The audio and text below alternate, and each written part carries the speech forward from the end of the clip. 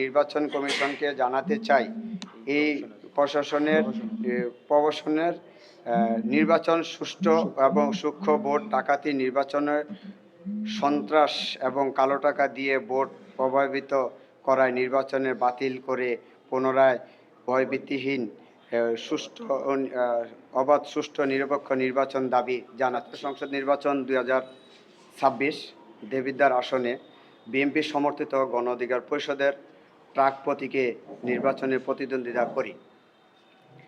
আপনারা লক্ষ্য করেছেন আমার প্রতিদ্বন্দ্বী প্রার্থী এনসিপি নেতা হাসনাত আবদুল্লাহ সমর্থনরা ভোটের আগের দিন অবৈধ কালো টাকা দিয়ে ভোট কেনা অংশ হিসাবে সুবিল এবং মোহনপুর ইউনিয়নের জনতার কাছে আটক হয়ে যায়। ভিডিও ফেসবুকে ভাইরাল হয়।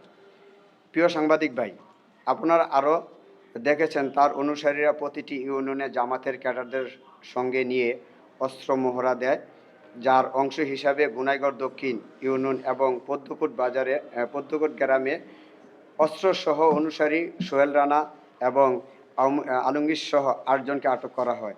তারপরও আমি নির্বাচন করে যাচ্ছি।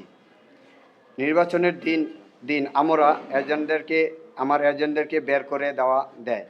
আমি শুনতে পেয়েছি তার মতো প্রিসাইডিং অফিসারদেরকে কেন্দ্রে দায়িত্ব দেওয়া হয়।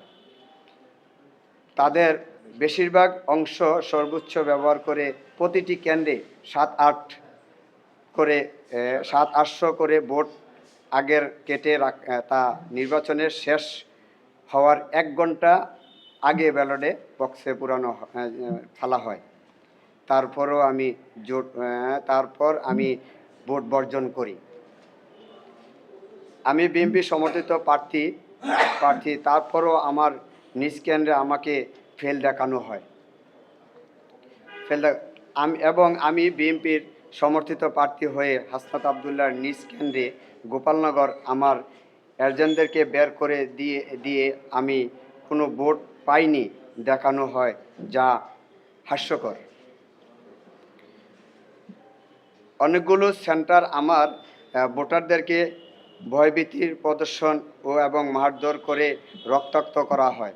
সকাল থেকে আবার নগদ অর্থ বিলিয়ে ভোটে প্রবাহিত করা হয়। দেবিদ্বারের বেশিরভাগ সাংবাদিক তার বিপক্ষে না লেখার জন্য চাপ প্রয়োগ করা হয়।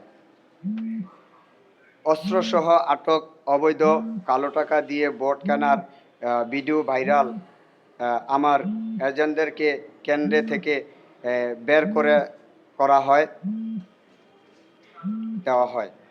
আগে থেকে ব্যালটে সিল মেরে শেষ সময়ে বক্সে ফালানোর আগে অনেক অভিযোগ নির্বাচনের দিন প্রশাসনের কাছে ফোনের মাধ্যমে জানালে কোনো প্রতিক্রিয়া পাইনি।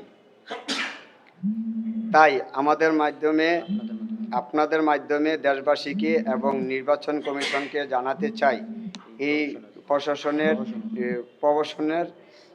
নির্বাচন সুষ্ঠু এবং সূক্ষ্ম ভোট ডাকাতি নির্বাচনের সন্ত্রাস এবং কালো টাকা দিয়ে ভোট প্রভাবিত করায় নির্বাচনে বাতিল করে পুনরায় ভয়ভীতিহীন